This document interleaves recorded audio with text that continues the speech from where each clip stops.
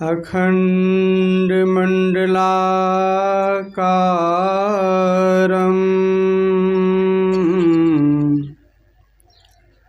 व्याप्तं येन चराचरं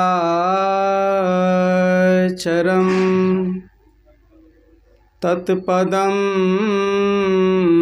दर्शितं येन तस्मै श्री गुरुवे नमः। परम गुरुवे नमः। परात्परे गुरुवे नमः।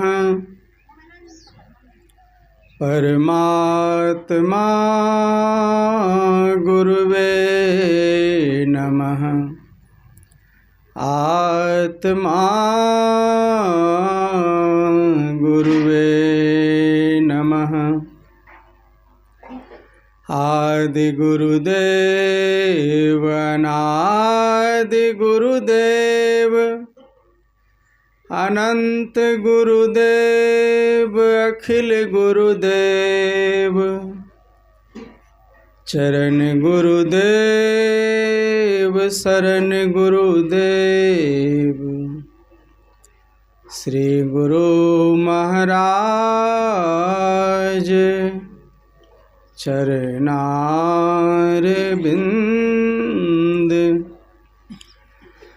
नमो नमस्ते। उपस्थित धर्म प्रेमी सज्जनों, माताओं एवं बहनों,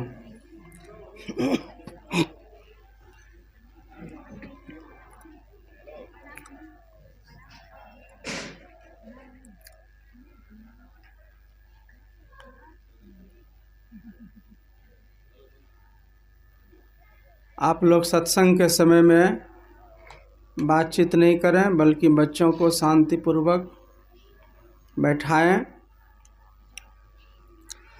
सत्संग में शांति ही धन्य है, भगवान बुद्ध का वचन है। कहीं वे एक बार गए थे तो कोई सामने में बैठा हुआ व्यक्ति चंचल प्रकृति का था, जैसे हाथ पैर हिलाना ऐसे, तो फिर बिना बोले ही वापस लौट गए। लोगों ने कहा कि आपको सुनाए नहीं, इतनी सभा जुटी थी आपको सुनने के लिए। तब भगवान ने कहा कि सुनाता किसको? जो सामने में बैठा हुआ आदमी, उसी के पैर की अंगुली हिल रही थी। अब मुझे सत्संग में इतना भी नहीं बर्दाश्त होता है कि कोई अनावश्यक खटर पटर करे। तभी उनका वचन आया कि सत्संग में शांति ही धन्य है। ये बुद्ध का वचन है। आप लोगों ने कहीं भी सत्संग मंदिर में या सत्संग में लिखा हुआ आपने पढ़ा होगा। तो जो रसोइये भाई हैं, उनसे भी अनुरोध है कि सारे से बातचीत करते हुए सेवा करें।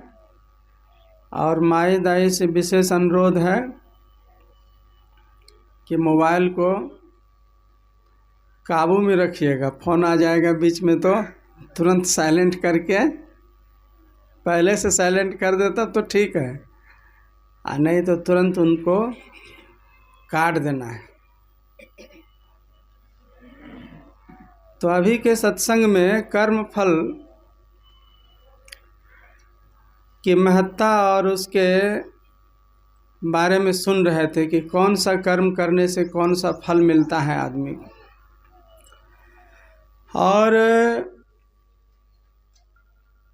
सीता मैया और राम जी जो जंगल गए थे और पत्तों की बिछावन पर जो सोए थे वनवास काल के दौरान, तो उसी की चर्चा हुई। काहू न को सुख दुख कर दाता, निज कृत कर्म भोग सुन भ्राता। हम लोगों के जीवन में कोई दुख आ जाता है, कोई विपत्ति आ जाती है, तो हम लोग दूसरे को दोष देते हैं। आसपास के लोगों को, पड़ोसी को, भगवान को भी लोग दोष देता है, कहता इतना आदमी छोड़ के हम ही को दुख देने के लिए मिला था। जब कोई हमारे द्वारा अच्छा कर्म हो जाता है उसका यश तुरंत ले लेते हैं, मैं नहीं रहता तो कैसे होता, हमने किया है, हमारे कारण ही ऐसा अच्छा काम हुआ। और जैसे ही कोई गड़बड़ वाली स्थिति आ जाती है तुरंत खोजता है कि इसका दोष किस पर दे जो अपना बच जाए। लेकिन संत महापुरुष कहते हैं कि जो जो कर्म हम लोग करते हैं ना तो सबका फल हम लोगों को मिलता है, देर सवेर मिलता है। 3 तरह का कर्म होता है। जैसे अभी किसी किसी को तत्काल फल मिल जाता है और उसमें से जो बच जाता है तो वो प्रारब्ध बन करके दूसरे जन्म में आता है। तो संचित, क्रियामान और प्रारब्ध। क्रियामान मतलब हुआ जो अभी कर रहे हैं तुरंत फल मिल जाना। जैसे आपने कोई गलती की और उधर माँ बाप ने आकर के 2 थप्पड़ लगा दिया आप, तो तुरंत गलती हुई, तुरंत फल भी मिल गया उसका। कितना आदमी होता है गलती करके बच भी तो जाता है, दूसरे भाई बहन का नाम लगा देता है कि हमने नहीं गलती किया उसने किया, तो उस समय तो वो बच गया। और दूसरे बार में ऐसा होगा कि गलती भी नहीं भी करेगा, घर वाला के दिमाग में कोई टेंशन होगा तो फटाफट उसी को थप्पड़ लग जाएगा। तो जमा था उसका जो है ना कर्म, जो छुपा के रखा था वो जमा था, दूसरे जगह बिना गलती किए ही मिल गया। तो कबीर साहब कहते हैं, कबीर तेरे पुण्य का जब तक है भंडार तब तक तुमको माफ़ है, कर लो पाप 1000। ऐसा कई बार समाज में देखा जाता है कि बुरे कर्म करने वाले भी अच्छी स्थिति में देखे जाते हैं, फल रहा है, फूल रहा है, दुनियादारी की तरक्की कर रहा है। कई बार सत्कर्म करने वाले के जीवन में भी कोई कठिन विपत्तियां आ जाती हैं, तो तत्काल समझ में नहीं आता है कि मैंने तो कोई ऐसा कर्म नहीं किया इस जन्म में, फिर भगवान ने ऐसा दुख क्यों दिया। अरे भगवान सिर्फ एक ही जन्म का हिसाब थोड़े रखते हैं, वो तो सभी जन्मों का हिसाब रखते। बुद्ध के जीवन में कथा है कि उनके 2 महान शिष्य थे, एक सारिपुत्र और एक महामौदगल्यन।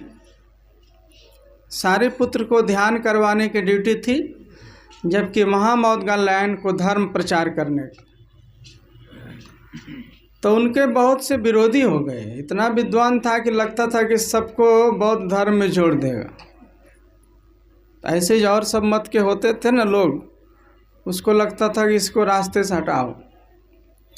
कई बार कोशिश भी किया, सफल नहीं हो पाता था। जब तक पुण्य था उनका, महात्मा जी का, तो सफल नहीं हो पाता था उस भिक्षु का। फिर एक बार 500 चोरों ने पकड़ लिया उसको, और जब पकड़ लिया तो बड़ी बेरहमी से मारा उसको, और इतना मारा कि कई टुकड़े टुकड़े कर दिए गए उनके जो बॉडी का है, अब फेंक दिया जहाँ था। यह सोच करके कि महात्मा जी भिक्षु बड़े करामती हैं, कहीं ऐसा न हो कि फिर से जीवित हो जाए। सही में बड़े करामती थे वो, इतने करामती थे कि 100 शरीर स्वर्ग जाया करते थे। और उस समय भी उन्होंने चमत्कार करके दिखाया। जैसे उसको मारने लगा तो उसके पहले उन्होंने अपनी आत्मा को बॉडी से निकाल लिया, पहले ही। जैसे पहली लाठी पड़ेगी ना, कष्ट होगा ना, आत्मा पहले निकाल के वो गाछ पर बैठ करके देख रहा है। वो जंगल था ही, हमारे शरीर को मार रहा है, कूट रहा है, काट रहा है, टुकड़े टुकड़े कर रहा है, और उसको कोई कष्ट नहीं, वो बैठ के हंस रहा है। और ऊपर से वो जान गया कि यह मेरा आखिरी समय है और इस समय मैं अपने कर्म के प्रभाव से नहीं बच सकता हूँ, तो बेहतर है कि कष्ट ना हो मुझे। वो निकल गया, टुकड़े करने के बाद जहाँ तहाँ फेंक दिया, चोर सब भाग गए। अब उनको पक्का यकीन हो गया कि इस स्थिति में कोई भी आदमी जिंदा दोबारा नहीं हो सकता। जब चले गए तो महात्मा जी अपनी शक्ति से वापस आत्मा को उस जर्जर शरीर में प्रवेश कराया और टूटे हुए जो बिखरे हुए मांस के खंड थे, पिंड था, टुकड़े थे उनके बॉडी के, सबको एकत्र किया और उसी जर्जर अवस्था में अपने शरीर को जंगल से उड़ाया वहाँ से अपनी शक्ति से। और कहाँ ले गए जानते हैं? भगवान बुद्ध के पास ले गए। उनके चरणों में जाकर के भली भांति नमस्कार किया और कहा कि गुरुदेव आज्ञा दिया जाए, सो हमारा जाने का समय हो गया। तो भगवान ने कहा कि ठीक है जाइए। जाने का मतलब समय, आखिरी घड़ी आ गई। वहीं भगवान बुद्ध के पास जाके उन्होंने शरीर को छोड़ दिया। शिष्यों में यह चर्चा का विषय हो गया कि इतने पहुँचे हुए महामौदगल लाइन के सामने में हम लोग और सब भिक्षु पसंगा के बराबर भी नहीं था, इतने कमाई वाले थे। तो पूछा कि गुरुदेव उनके साथ ऐसी दुखद घटना और दर्दनाक मौत भला क्यों हुआ? तो बुद्ध ने कहा कि पिछले जन्म में इन्होंने अपने माता पिता की सेवा न करने के ख्याल से उनको जंगल में ले जा कर के उनको मार दिया था। एक तो अंधे माँ बाप थे, फिर उनको झूठ बोल कर के ले गया कि तीर्थ भ्रमण कराने के लिए ले जा रहे हैं, और अपने चोर का रूप बन करके जंगल में बिठा दिया। कहा कि माँ जो खाना वाना बाजार से कुछ लाते हैं, थोड़ी देर यहाँ बैठो। और उधर से आया लाठी सोटा लेकर के पूरा मारने लग गया। तो माँ के मन में भी हुआ कि भाई बेटा तो गया है सामान लाने, हो न हो कोई चोर डाकुओं ने मुझे घेर लिया है और सामान लेने के लालच में मुझे मार रहा है। उनका बेटा ही मार रहा। अब बेटा का ही नाम लेकर के चिल्ला रहा है कि बेटा बचाओ, मुझे लगता है कि किसी चोर ने घेर लिया है और मुझे बांध करके मार रहा है। तो उस जन्म का जो पाप था, इतना जन्म भजन किया उसने, भगवान बुद्ध के का अवतार हुआ और उनके समय में उनका खास शिष्य बनने का सौभाग्य प्राप्त हुआ कमाई के बदौलत। यूं ही प्राप्त नहीं हुआ था, कमाई थी उनकी, लेकिन फिर भी नहीं बच सका वो। और यह बात सही है कि इतनी कमाई कर ली थी कि उस फल को भोगने के साथ उनकी मृत्यु हुई, लेकिन उसका दुख उनको नहीं हो सका। वही कमाई के बदौलत अपनी आत्मा को बॉडी से पहले ही बाहर वो निकाल लिया था। तो फिर 500 चोरों को पकड़ा गया जिसने मारा था। उनको भी नाभि भर कीचड़ में, गहरे कीचड़ में उनको डाल कर ऊपर से ज्वलनशील पदार्थ छिड़क करके जीते जी जला दिया गया 500 चोर। तो बुद्ध ने कहा कि देखिए पिछले जन्म में चूक हो गई थी उनसे, इसीलिए उनको अपना कर्म का फल भोगना पड़ा। और हमारे निर्दोष शिष्य पर जो दोष लगाया 500 चोरों ने, तो उनको भी अपने कर्म का फल इसी जन्म में भोगना पड़ा। जिस मुद्दा को लेकर के वो मार रहा था ना चोर लोग, तो उसमें इनकी कोई गलती नहीं थी। धर्म का प्रचार करना में क्या बुराई है, लेकिन वो जलन और ईर्ष्या के बस मार रहा था, मार दिया गया उन लोगों के द्वारा। तो उनसे जो दोष युक्त कर्म हुआ तो उसको तो इसी जन्म में फल मिल गया। 500 चोरों को नाभि भर कीचड़ में उसको डाल करके ऊपर से तेल छिड़का करके मार दिया गया।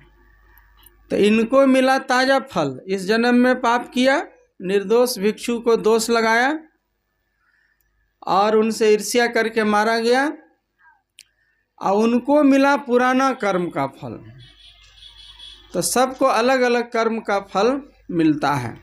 इसीलिए मत समझिएगा कि जीवन में ऐसी कोई घटना घट जाए तो अपने पर ले लीजिए आप, तो आप दोष मुक्त हो जाइएगा। भाई हमसे कोई चूक हुई होगी, बिना मतलब तो भगवान कोई काम नहीं करता है। याद रहे कि जीवन में एक घटना में एक से अधिक कई कारण हुआ करते हैं। जैसे यहाँ पर सत्संग हो रहा है तो स्वाभाविक तौर से क्या लगता है कि अनिल जी बुलाए बाबा को, बाबा आ गए, प्रवचन हो गया। लेकिन ऐसी बात नहीं है। बाबा भी बहुत हैं और नवादा में श्रद्धालु भी बहुत हैं। तो किस श्रद्धालु के मन में प्रेरणा मिली कि किस बाबा को बुलाना है, टाइम मिल गया, टाइम पर बाबा पहुंच गए। श्रद्धालुओं में से सबको समय मिला, देश समाज की स्थिति ठीक थी। और कोरोना के समय में कैसा स्थिति हो गया था, घर से लोग बाहर नहीं निकल पाता था, कितने बने हुए प्रोग्राम भी कैंसिल हो जाया करते थे। तो सब संयोग, प्रकृति, परमात्मा, आप लोगों को प्रेरणा मिली, समय मिला, संयोग मिला, तब यह यज्ञ सफल हो रहा है। तो इसमें एक से अधिक कई कारण हुआ करते हैं, याद रखिएगा। उसी तरह हमारे जीवन में जो भी घटनाएं घटती है उसमें एक से अधिक कई कारण होते। कर्म का जाल ऐसा है कि जैसे ही आप एक कर्म करते हैं तो दूसरे कर्म से आप बंध जाते हैं। भगवान महावीर से किसी ने पूछा, कहा प्रभु बतलाया जाए, भाग्य बड़ा होता है कि पुरुषार्थ बड़ा होता है? लोग कहते हैं कि जो भाग्य में लिखा होगा वही मिल जाएगा। और कुछ लोग कहते हैं नहीं, जो तुम चाहोगे और जो तुम पाने के लिए पुरुषार्थ करोगे तो उसके अनुरूप तुमको मिलेगा। तो भगवान ने कहा कि एक काम करो, इसके पहले कि मैं तुम्हारे प्रश्नों का उत्तर दूं, जरा अपना एक पैर ऊपर उठाओ। तो वो आदमी खड़े खड़े प्रश्न पूछ रहा था, तो एक पैर उसने स्वाभाविक तौर से उन्होंने दाहिना पैर ऊपर उठाया। तो भगवान ने कहा कि अब बायां भी पैर ऊपर उठाओ। तो कहा कि प्रभु कैसे उठेगा, एक पैर तो पहले से उठाए हुए, दाहिना भी उठा, दाहिना तो पहले उठाए, हाँ बायां पैर भी उठा देंगे तो गिर नहीं जाएंगे। तब भगवान ने कहा कि तुम चाहते तो पहले दाहिना पैर उठा सकते थे, हमने ये नहीं कहा कि इस पैर को ऊपर उठाना है। मैंने सिर्फ यह कहा कि तुम अपना एक पैर ऊपर उठाओ। तुम चूंकि दाहिने पैर को ऊपर उठा लिया, बाएं पैर को ऊपर नहीं उठा सकता है। एक कर्म करने से दूसरे में बंध गया तुम। अब पहले चाहते तो तुम बाएं पैर को ही ऊपर उठा सकते थे। तो कहने का मतलब क्या है, जो जो हम लोग कर्म करते हैं ना, तो उसका हमारे ऊपर में बंधन और संस्कार पड़ता है। इसीलिए कहते हैं कि रामचरितमानस में 2-3 गो चौपाई है ऐसी ऐसी। एक जगह कहते हैं कि होई है सोई जो राम रचि राखा, आ को कर तर्क बढ़ा वही शाखा। कहते भाई वही हो करके रहेगा जो भगवान ने पहले से ही तय कर दिया है। अब बेकार दिमाग ज़्यादा इधर उधर मत लगाओ। सुनऊ भरत भावी प्रबल, विलक कहूँ मुनिनाथ, हानि लाभ जीवन मरण, जस अपजस विधि हाथ। कहते हैं हानि लाभ जीवन मरण ये सब जो है सो भावी अर्थात प्रारब्ध के बस में, तो मनुष्य के बस में क्या है। और एक जगह कहते हैं कर्म प्रधान विश्व करी राखा, और जो जस करे सो तस फल चाखा। तो होई है सोई जो राम रचि राखा। राम ने क्या रच के रख दिया है, यही रच के रख दिया है कि कर्म प्रधान विश्व करी राखा, और जो जस करे सो तस फल चाखा। जैसा कर्म करोगे वही रच के भगवान ने रख दिया है। तो अपने कर्म को इंसान को सुधारना चाहिए, अपने कर्म पर ध्यान देना चाहिए। अभी देखिए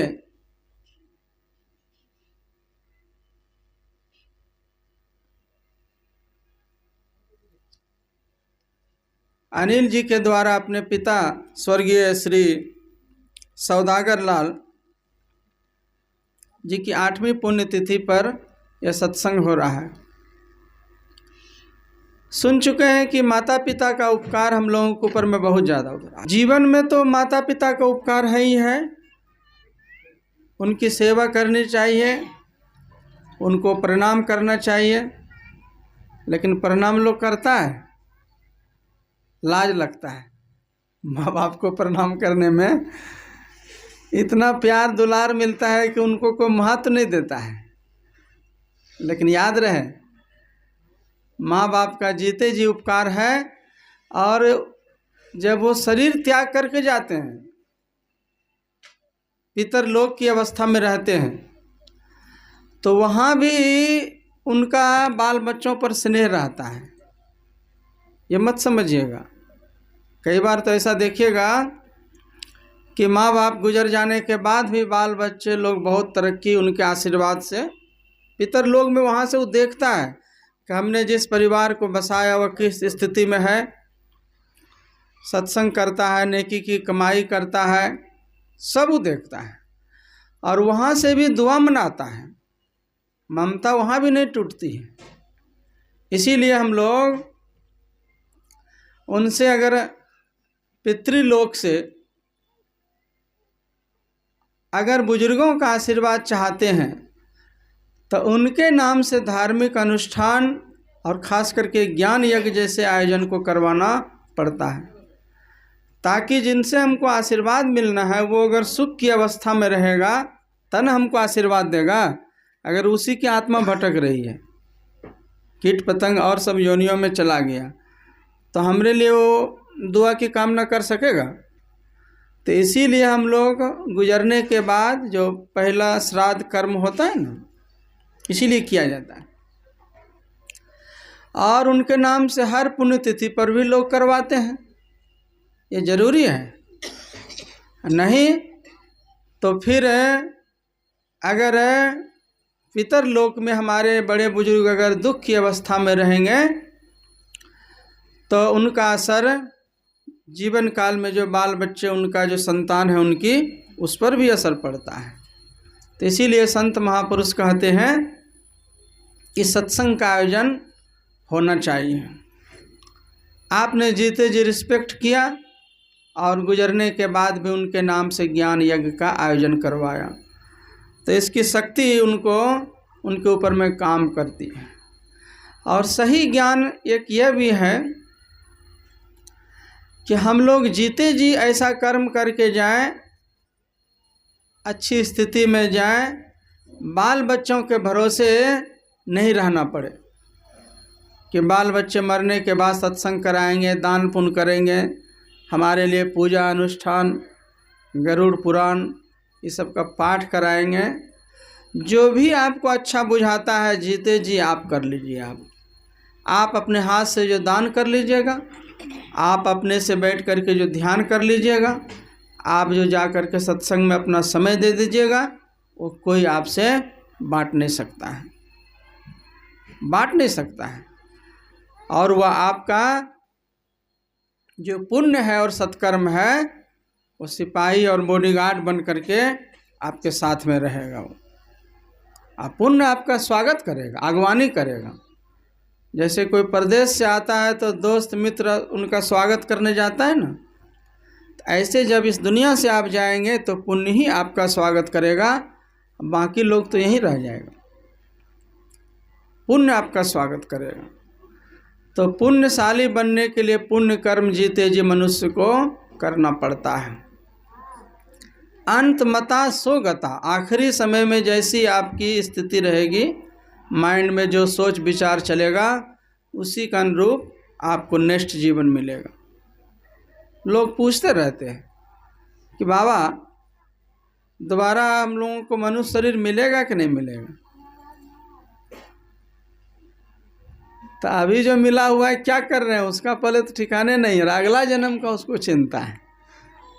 अभी तो जैसे तैसे हेरा फेरी में जीवन जा रहा है, अगले जन्म का चिंता है कि मनुष्य शरीर मिलेगा कि नहीं मिलेगा। जो मिला हुआ है उसको अगर सदुपयोग में नहीं लगाया तो यही तो सिद्ध होता है कि एक बार भगवान ने दिया अच्छा चीज़, उसको आपने सदुपयोग नहीं किया, उसका तो दोबारा कोई देगा नहीं, देना चाहेगा। कोई मृत्यु शैया पर पड़ा रहता है। हम लोग कितना जद्दोजहद करते हैं, किसी तरह जगह ज़मीन बेच के बचाओ भाई, मर न पाए। बचा के क्या करिएगा उसको? जो बचा हुआ है वो क्या कर रहा है? जिसको कोई बीमारी नहीं है, ठीक ठाक है, वो क्या कर रहा है? उसमें तो कोई खर्चा नहीं हो रहा है। 10-20 लाख जगह ज़मीन नहीं बिक रहा है उसके नाम से। फ्री का सांस ले रहे हैं, फ्री का लीवर फंक्शन सारा काम कर रहा है। तो यह शरीर जो है बर्फ की तरह है, इसको लोग समझ नहीं पाता है। यह पिघल रहा है, प्रतिक्षण मृत्यु की तरफ में हम जा रहे हैं। इसको अगर सदुपयोग में लगा लिया तब तो ठीक है, नहीं तो यह पिघल करके समाप्त हो जाएगा। बचपन में कितना सुंदर चेहरा था, गुलाब की तरह चमकता था, है वैसा चेहरा रहेगा सब दिन? बदल रहा है, इतना आहिस्ते से बदल रहा है कि पता भी तो नहीं चलता। ऐसे देखने में लगता है कि कल जो आदमी मिला था वही आ गया है सुबह उठ करके, फिर से वही आदमी है। कल जिसको देखे तो वो आदमी बदल गया, उसका सोच विचार बुद्धि एक दिन की आयु सब कुछ बदल गया, वही आदमी थोड़े। बच्चा जब बड़ा होता है तो बच्चे को बड़ा होने से कोई रोक सकता है? प्रकृति का नियम है, वो स्वाभाविक तौर से बढ़ेगा। बच्चा को जवान होने से कोई नहीं रोक सकता है। जवान आदमी को बूढ़ा होने से कौन रोक सकता है? है कोई दुनिया में दवाई ऐसा? जब बूढ़ा होने से नहीं रोक सके तो मरने से तो कौन रोकेगा भाई? अच्छा, बच्चा जिस दिन जवान हुआ तो किस दिन जवान हुआ कोई बतला सकता है? हम लोग बच्चे थे, जवान भी हो गए, कुछ लोग अधेड़ उम्र के हो गए, तो बच्चा से किस दिन जवान हुए तो ये याद है? नहीं है। इसीलिए नहीं है कि इतना आहिस्ता आपका सिलसिलेवार से कार्यक्रम चलते रहता है कि आपको कुछ खुद भी कुछ नहीं पता चलता है, नहीं पता चलता है। जीवन इतना बारीक है, इन सबको समझना पड़ेगा और कर्म में सुधार करना पड़ेगा। माँ बाप की सेवा करना शुभ कार्य है, समाज की सेवा करना शुभ कार्य है। अपने आप को की भी सेवा करना है। हम ज़्यादा क्या करते हैं? स्वर्ग जाने के लालच में दान पुण्य करते हैं। अभी जो वहाँ जा रहा है प्रयाग, इसीलिए जा रहा है कि जल्दी से हमारा उद्धार हो जाएगा। इतना आसान है जी कि जहाँ तहाँ पाप साफ किए और वहाँ खाली डुबकी लगा करके सब खत्म हो जाएगा। तो फिर मछली रहती है उसमें, मगरमच्छ, तब तो उसका सब पाप पहले खत्म हो गया होता। इतना आसान नहीं है भाई। कर्म को सुधारना पड़ेगा आपको, तब तो आपको अपने आप की भी सेवा करनी है। अपने आप की सेवा कैसे होगी? आपकी आत्मा उन्नत दशा में जाए, अधोगति में न जाए, इसके लिए खुद की सेवा करनी पड़ेगी। अगर इस जन्म में आप शांति से सुकून से जी रहे हैं और आखिरी समय में सुकून से आपकी मृत्यु हो जाती है, तो तय होगा कि नेक्स्ट जीवन आपका अच्छा मिलने वाला है। और इस जीवन में अगर आप अशांत हैं और मरने की घड़ी में भी तृष्णाबंत होकर के दुनिया से जाने का मन नहीं कर रहा है और मोह माया घेर रहा है, तो समझिए इस जन्म में तो आप दुखी होकर के जीवन गुजार ही लिए, अगला जीवन भी कोई सुखी होने वाला नहीं है, क्योंकि इसी से तय किया जाएगा अगला जीवन। याद रखिएगा, दिन भर का निचोड़ रात्रि की घड़ी होती है और जीवन भर का निचोड़ मृत्यु की घड़ी होती है। दिन में जिस काम को हम लोग ज़्यादा महत्व देते हैं या अधूरा रह जाता है, तो रात सोने के समय में याद आते हैं। अब ज़रूरी काम छूट गया, अब कल उठेंगे तो सबसे पहले वही काम करेंगे। तो जीवन भर में जिस चीज़ को आपने ज़्यादा महत्व दिया वो मरने की घड़ी में याद आ जाएगी, और जो मरने की घड़ी में याद आएगी वही अगला जन्म आपको मिलेगा। एक आदमी की मृत्यु हुई तो उनके बेटे ने किसी महात्मा जी को बुलाया, श्राद्ध कर्म का कार्यक्रम था। तो वहाँ देखा जूता चप्पल ये सब खटिया कंबल सब बहुत चीज़ रखा हुआ था। दान करने के लिए करते हैं ना पंडित पुरोहित को। तो गुरु नानक देव जी ने कहा, वो संत थे, कहा कि सब क्यों लाए हो? कहा गुरुदेव सब दान करेंगे ना पंडित जी को पिताजी के नाम से, तो वहाँ स्वर्ग में उनको मिल जाएगा। कहा तुम्हारे पिताजी पहले स्वर्ग गए होंगे तब न मिलेगा?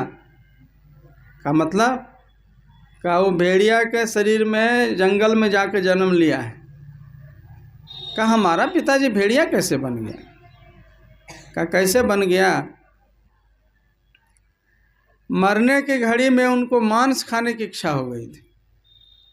तब भगवान ने सोचा कि मनुष्य शरीर दिए, कोई अच्छा कर्म तो किया नहीं, न सत्संग किया, न वैष्णव बना, न गुरु धारण किया, न ध्यान किया। आज जैसा तैसा खाने की इच्छा मरने घड़ी में, तो इसको जंगल में रहने वाला बाघ सिंह भेड़िया ही इसको बना देते हैं। और उसको दिखाया भी ले जाकर के, लाल वर्ण का एक छोटा सा बच्चा जन्म लिया था। क्या इसको पहचानते हो? तुम्हारे बाप की आत्मा इसी में आई हुई। तो कोई कोई देखेगा कहता है कि रामायण पढ़ा सुना दीजिए मरने की घड़ी में, कोई ऐसा गरुड़ पुराण अच्छा चीज़ सुना दीजिए। और कोई कोई पूछेगा कि क्या अंतिम इच्छा है, तो कहेगा कि मछली खिला दीजिए हम। ऐसे भी लोग होते हैं। तो अंतमता सोगता, वही निर्णय हो गया कि आपकी आत्मा उस चीज़ में लगी थी, अब भगवान उसी तरह से आपको शरीर दे रहे हैं।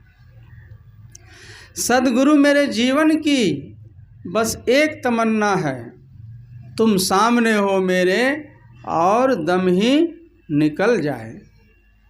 इतना जो जीवन भर पूजा पाठ हम लोग करते हैं, इसका सार यही है कि मरने की घड़ी में ध्यान भावना हो, गुरु का स्मरण हो, और इतनी इत्मीनानता से शरीर छूट जाए कि नेक्स्ट जीवन अधोगति में चाह करके भी कोई नहीं भेज सकता है आपकी आत्मा, कोई नहीं भेज सकता।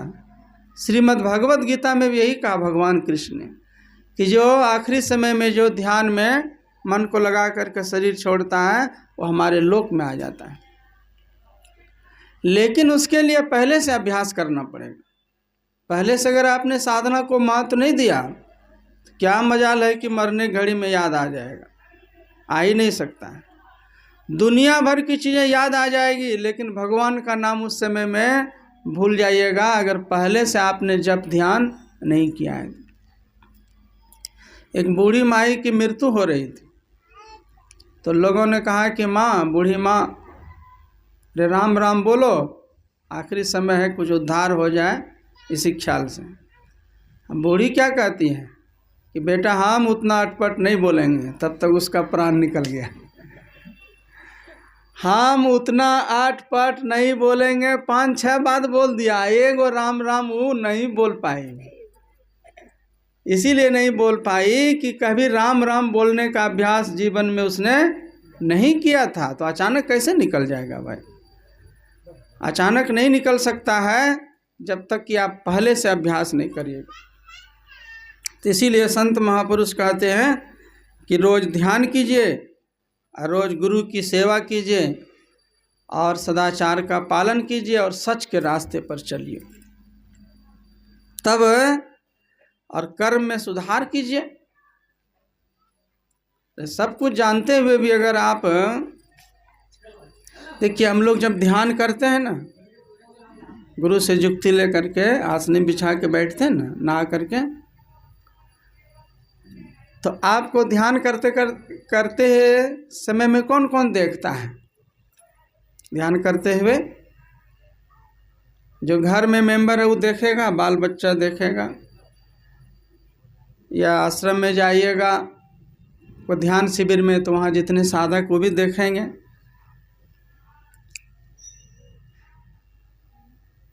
आपका अपना मन भी आपको ध्यान करते हुए देखता है, सिर्फ दूसरा नहीं देखता है। आपका मन भी देखा आपको ध्यान करते हुए कि ये आदमी कभी नहा धो करके पूजा में रोज बैठता था। मन में संस्कार पड़ा ना, जब आप किसी की वस्तु बिना पूछे उठा लेते हैं, अर्थात चोरी जैसा कार्य करते हैं, कोई मर्यादा से भी विरुद्ध काम करते हैं, तो उस गलत काम को करते हुए भी मन आपको देखता है। और तब मन क्या कहता है जानते हैं? मन कहेगा कि कल तो सत्संग किया था ना, ध्यान में भी बैठा था, अब मौका लगा तो चोरी भी कर लिया, तो आज सत्संग के बाद चोरी करने में क्या दिक्कत है? वही तो तुम ही हो, और तुमको दोनों कर्म करते हुए हम देखे हैं। जैसा आपने मन को आदेश दिया, मन वैसा आपको आदेश देने लग जाएगा। मन को जो जो कर्म करते हुए आप दिखाते हैं, मन आपके स्वभाव को परख लेता है। जैसे यूट्यूब में, मोबाइल में देखते हैं ना, जिस विषय का आप सर्च करते हैं उसी का अनुरूप वीडियो आने लगता है कि नहीं? एक वीडियो आप सर्च कीजिए, उसके अनुरूप 10 को वीडियो आ जाएगा। वहाँ परख लिया कि यह आदमी यही चीज़ देखने का इच्छुक है, जो बेचारा मोबाइल चला रहा है इसको यही चीज़ चाहिए। 10 गो चीज़ खाना परोस देता है, उसमें से 10 गो फिर 20 गो निकल जाएगा। मन भी आपके साथ ऐसा ही करता है। आपको जब ध्यान करते हुए देखता है, आपको जब सत्संग करते हुए देखता है, तो उसके मन में आता है कि नहीं, इसको सत्संग की आवश्यकता है। तो कहीं सत्संग की सूचना मिल जाएगी तो मन कहेगा चलो फलना जगह गया था एक बार, तो अच्छा लगा था ना, कुछ शांति मिली थी, बढ़िया बढ़िया बाबा कहानी सब सुनाए थे, फिर चलो एगो नया बाबा आए हैं और बढ़िया चीज़ सुनना है, तो वह मन भेज देगा आप। और जैसे ही उसको आपने गलत काम करने के लिए थॉट दे दिया माइंड उसको, तो फिर वह गलत काम में भी प्रेरित आपको कर देगा। इसीलिए संत महापुरुष कहते हैं कि मन को हमेशा अच्छी संगत में लगा करके रखना चाहिए। अच्छी संगत में लगा करके रखिएगा तब आपको ठीक रहेगा, और नहीं तो खैर खून खांसी खुशी बैर प्रीत मदपान, रहीमन दावे न दवे जानत सकल जहान। अच्छाई भी नहीं छिपती है, बुराई भी नहीं छिपती है। आप ध्यान कीजिएगा, आपके चेहरे पर खुशी रहेगी, प्रसन्नता, आपके जीवन में सुकून और शांति रहेगी, बाल बच्चों पर भी अच्छा प्रभाव पड़ेगा। ध्यान करने के समय भले कोई नहीं देखे, जैसे कोई बच्चा पढ़ने के लिए जाता है, कोई दिल्ली जाता है, कोई कोटा जाता है, कोई पुणे जाता है, तो वहाँ कौन देखता है पढ़ने के समय में बच्चा क्या पढ़ रहा है, नहीं पढ़ रहा है। लेकिन अच्छी डिग्री हासिल करके आ जाता है, कोई जॉब मिल जाता है, तो पूरे गांव के समाज के लोग देखता है ना कि भाई बेटा मन से पढ़ा तो कामयाब हो गया। तो उसी तरह जब आप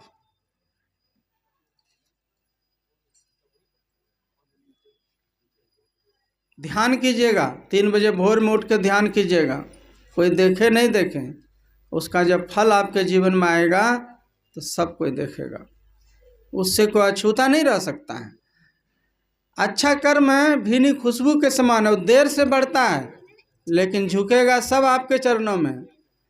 अब बुराई जो होती है ना, वो तीव्र गति से चलती है। जैसे खोटा सिक्का किसी के जेब में आ गया तो उसको कोई रखना चाहेगा? निंदा की जो बात होती है हवा में तार के जैसा उड़ता है। अच्छाई अगर किसी के बारे में बोल दीजिए कि फलना आदमी ने ध्यान किया तो उसको समाधि लग गई, तो लोग क्या कहेगा? और समाधि नहीं, ऐसे ढोंग करता होगा, आलस में ऐसे आंख बंद करके ओंग रहा होगा। अच्छा चीज़ में तुरंत शक कर लेता है। अब बुराई झूठ ही बोल दीजिए, कहे फलना आदमी को देखे थे चोरी किया ना, तो पुलिस पकड़ कर ले जा रही थी, कहाँ वो तो उसका तो लक्षणीय ऐसा था, जरूर पकड़ के ले गया होगा, पुलिस ले गई होगी। बुराई को लोग झट से विश्वास कर लेता है, अच्छाई को हजम नहीं कर पाता है। और बुराई बहुत तीव्र गति से जाती है, एकदम रेलगाड़ी में फास्ट जा रहा है, इसने उसको सुनाया, उसने उसको सुनाया, देश विदेश भाग जाएगा।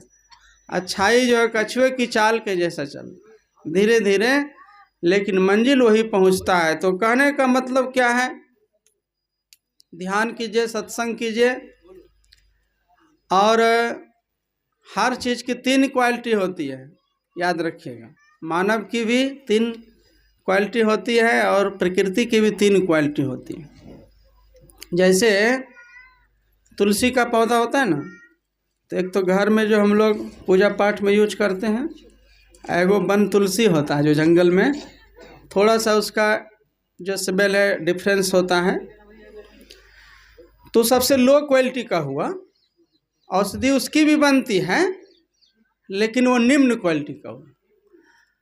और जो घर में जो तुलसी होती है उसमें भी 2 तरह के होते हैं, एगो राधा तुलसी होता है, एगो श्याम तुलसी होता है। जानते हैं राधा तुलसी जो हल्का पीलापन, और एगो सामते वर्ण का होता है ना पूरा, तो वो श्याम तुलसी हो गया। तो श्याम तुलसी को ज़्यादा गुणकारी बतलाया जाता है। तो राधा भी हो गया, श्याम भी हो गया, वन तुलसी भी हो गया, तो 3 तरह हुआ ना। सबसे निम्न हुआ और मिडिल हुआ राधा, और श्रेष्ठ हो गया श्याम तुलसी। तो उसी तरह मनुष्य भी होता है, निम्न वर्ग के होते हैं, मध्यम क्वालिटी के होते हैं और श्रेष्ठ भी होते हैं। अभी देखिए प्रयाग में इतना बड़ा कुंभ का मेला लगा हुआ है, नहीं चाहते हुए भी बोलना पड़ता है। इसीलिए बोलना पड़ता है कि रोज़ फ़ोन आते रहता है कि बाबा कब चलिएगा घूमने के लिए, आप नहीं जाते हैं तो कम से कम हम ही लोगों को घुमा दीजिए। हैरानी की बात है कि जो तो कर्म कांड में उलझा है, मान लीजिए अच्छे गुरु से दीक्षा नहीं लिया है तो थोड़ा सा बाहरी पूजा पाठ यज्ञ हवन कर रहा है, वो जाए तो उसके लिए थोड़ी देर के लिए क्षम्य है, धक्का मुक्की खाएगा, कुछ रेलगाड़ी में इधर उधर कुछ दान पुण्य खर्च करेगा तो कुछ उसको बैठे से बेगार वाला कुछ न कुछ। आज जो ज्ञानी ध्यानी सत्संगी है वो भटक रहा है वहाँ। आगे प्रयाग भी 3 तरह का है, एक स्थूल प्रयाग है वहाँ, और एक है मुद मंगलमय संत समाजो। जो ये सत्संग है ना, इसको राम भगति जहाँ सुरसरी धारा कहते हैं। जो सगुन भक्ति का प्रचार करते हैं, ये गंगा जी की धारा है। गुरु महाराज कहते थे कि सगुन से चलिए और निर्गुण पर पहुँचिए। जैसे गुरु महाराज की प्रतिमा है ना स्वरूप, तो सगुन भक्ति है। आप फिर ध्यान करते हैं वो निर्गुण भक्ति है। तो सगुन से चलिए निर्गुण पर पहुँचिए। तो सगुण भक्ति का प्रचार गंगा जी की धारा है, और निर्गुण भक्ति का जो प्रचार है वह क्या है, सरस्वती की धारा है। रोज हम लोग पढ़ते हैं, पहला ही पाठ है रामायण में। अब विधि निषेध में कलिमल हरनी जो अभी बतलाया गया, अच्छा कर्म कीजिए, निगेटिव चीज़ों से दूर रहिए, ये जमुना की धारा है। तो एक तो निम्न क्वालिटी का प्रयाग में हुआ तीर्थ, और मध्यम क्वालिटी का जो अभी हम लोग सत्संग कर रहे हैं ये भी प्रयाग से कम नहीं है। इसको चलता फिरता तीर्थराज कहा जाता है। कल ही अलग जगह सत्संग था, आज यहाँ है, फिर परसों कहीं और होगा। तो जहाँ जिस गांव में निर्गुण भक्ति का प्रचार होगा वहाँ सरस्वती की धारा बह रही है। सगुण भक्ति का प्रचार होगा तो गंगा की धारा बह रही है। विधि निषेध कर्तव्य और कर्तव्य का ज्ञान बताया जाएगा तो जमुना की धारा। तीनों धारा लेके सत्संग जाओ। इडा भगवती गंगा पिंगला यमुना नदी, इडा पिंगलयोर मध्य सुषमना च सरस्वती। और तीसरा सबसे श्रेष्ठ क्वालिटी का तीर्थ प्रयागराज तीर्थ क्या है, इडा भगवती गंगा। दाहिने ओर से जो आँखों से जो दृष्टि की धार है इसको गंगा के समान कहा गया है, आपके उपनिषद के ऋषि बतलाते हैं। और बाईं ओर से जो है वह जमुना है, और बीच में जो धारा जहाँ मिलती है वही सुषमना नदी है, जिसको कि प्रयाग में भी आलोक बतलाया जाता है। वहाँ जो नाविक लोग हैं ना, उनको कहिएगा सरस्वती की धारा कहाँ है, तो कहेंगे कि वह अंतः सलीला है, मतलब अंदर ही अंदर चल रहा है। हम जमुना की धारा और गंगा की धारा तो दिखा सकते हैं, लेकिन सरस्वती की धारा नहीं है। और वही चीज़ हमारे अंदर में, गंगा जमुना बीच में सरस्वती। तो उपनिषद के ऋषि कहते हैं कि त्रिवेणी संगमो यत्र तीर्थराज स उच्यते तत्र स्नानम प्रकुर्वीतम सर्व पापे परमुच्यते।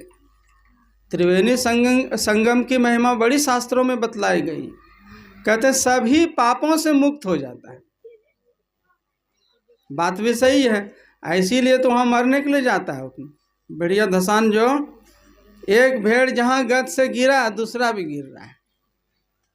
इतने शास्त्रों में महिमा है, लेकिन वह सिर्फ बाहरी त्रिवेणी में ही स्नान करके संतोष कर लेता है, जबकि सत्संग रूपी त्रिवेणी का उसको ज्ञान नहीं है और ध्यान रूपी त्रिवेणी का ज्ञान उसको नहीं है। बाहरी त्रिवेणी से भी अनजान है, अबोध है, कर्म कांड में उलझा है, कोई सही ज्ञान देने वाला नहीं है, और एक भी बुराई उनके जीवन से कम नहीं होती है। अगर कोई तंबाकू भी खा रहा है तो समझिए कि वहाँ कोई ज्ञान देने वाला नहीं है। पंडित पुरोहित है, उनको दक्षिणा से मतलब का आइए जजमान संकल्प कराइए 100 1001, और वो अपने खैनी रटा रहा है। तो जो अपने खैनी खा रहा है तो दूसरे को क्या उपदेश देगा। आप जैसे थे वैसे लौट के चले आते हैं, और सिर्फ एक घर परिवार के उलझन से थोड़ा दूर रहने से एक नयापन जैसा महसूस होता है कि भ्रमण करके आए। लेकिन आंतरिक बुराई का नाश अगर करने वाला कोई त्रिवेणी है तो सत्संग है। इसमें बहुतों का उद्धार हुआ है संत के वचन को सुनने से, और हम लोगों का भी उद्धार होना है।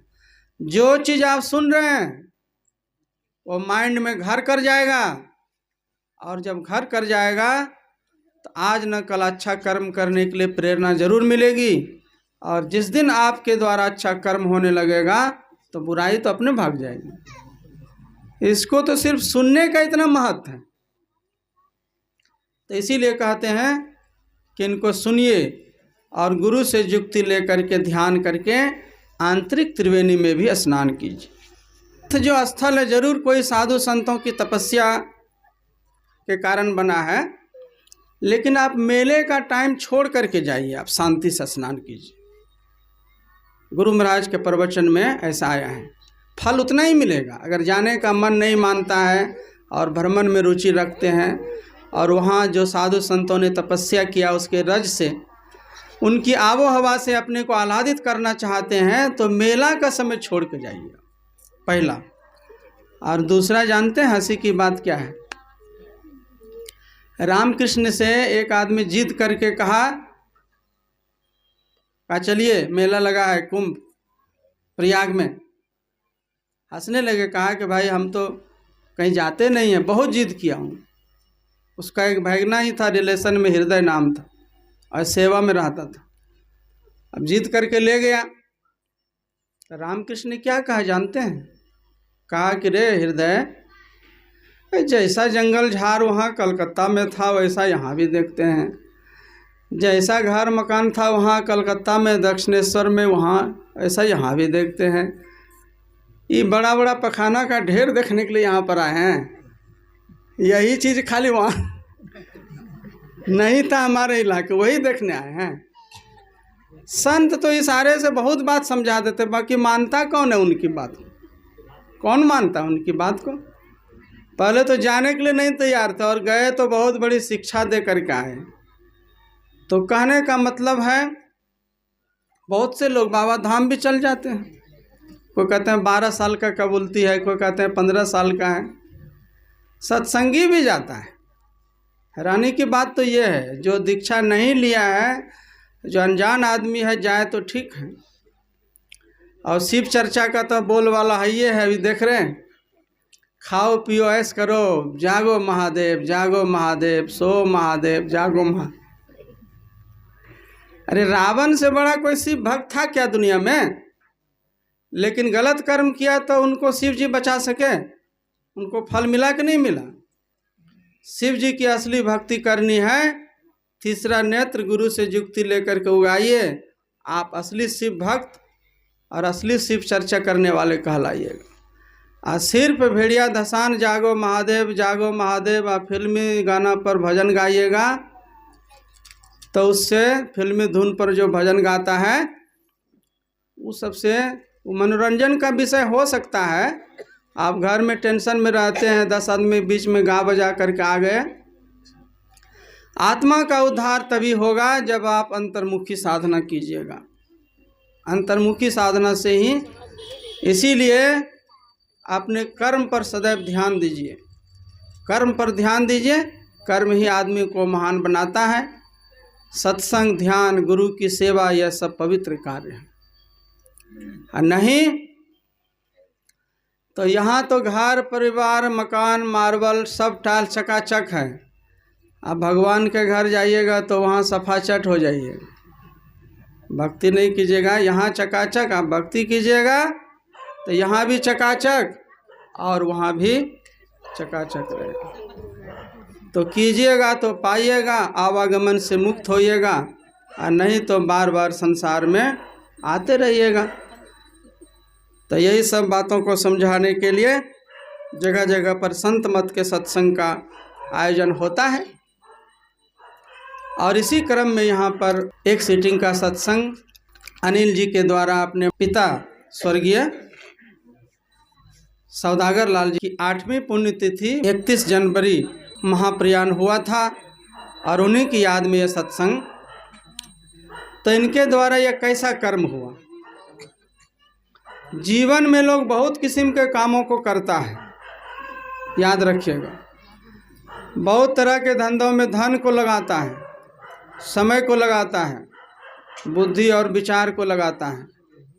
लेकिन याद रहे कि जीवन में एक बार भी कभी कोई अपने घर में सत्संग करवा लेता है या कहीं जाके सत्संग सुन लेता है, उसके बराबर का पुण्य और दूसरा कुछ नहीं होता। बाहरी जो यज्ञ है, हवन है, उसमें लाख ने करोड़ खर्चा कीजिए। सत्संग के नाम पर आप सीमित मात्रा में ही खर्च कीजिए, लेकिन क्या मजा ले कि इसकी बराबरी कर लेना। बाहरी यज्ञ हवन से क्या होगा, पर्यावरण शुद्ध होगा। और अब तो पर्यावरण भी शुद्ध होने की संभावना कम है, क्योंकि जो आप तिल, अक्षत, जौ, घी शुद्ध नहीं है तो उससे जलने के बाद पर्यावरण शुद्ध कैसे होगा। लेकिन इस ज्ञान रूपी यज्ञ में डुबकी लगाने से हमारा अंतःकरण शुद्ध होता है। तो जितना देर हम लोगों ने प्रवचन सुना है, ज्ञान की खेती किया है, आपके जीवन में ज्ञान उपजेगा, कई गुना हो करके उपजेगा। अभी थोड़ा ज्ञान है तो थोड़ा सुख मिल रहा है सत्संग का, ध्यान का, गुरु की सेवा करने का। और जिस दिन परम ज्ञान की अवस्था में आप पहुंच जाइएगा तो परम सुख परमात्मा को प्राप्त कर लीजिएगा, और यह जीवन तो आपका मंगलमय हो ही जाएगा। और अगला जो नेक्स्ट जीवन है वो भी अधोगति में जाने से बच जाएगा। ऐसे पवित्र आयोजन को करवाने वाले जो आयोजक होते हैं वे बहुत खुशकिस्मत होते हैं। ऐसा करके गृहपति ने न केवल परमाराध के प्रति श्रद्धा निवेदित किया, अपने दिवंगत बुजुर्ग जो उनके घर के सदस्य थे उनकी आत्मा की शांति के लिए सत्संग कराया, उनके प्रति भी श्रद्धा का भाव प्रकट किया। हम साधु संतों को जो राजगीर से बुलाया गया तो हमारे प्रति भी रिस्पेक्ट का भाव हुआ, और सभी सत्संगियों की सेवा की। भोजन दान, ज्ञान दान और प्रसाद दान, ये सब महादान होता है, इससे बढ़ के कोई दान नहीं है। ऐसा करके इन्होंने बहुत बड़ा पुण्य का काम किया है। तो मैं गुरु महाराज से प्रार्थना करता हूँ कि इनकी शुभ भावना पूरी हो, और गुरु महाराज का आशीर्वाद हो रहा हाथ हमेशा इनके ऊपर में बनी रहे, तथा यहाँ जितने भी श्रद्धालुगण आए हुए हैं और YouTube के माध्यम से दूर बैठे सुन रहे हैं, सभी लोगों को गुरु महाराज की खुशियाँ और आशीर्वाद मिले। इन्हीं शब्दों के साथ बोलिए श्री सद्गुरु महाराज जी की जय।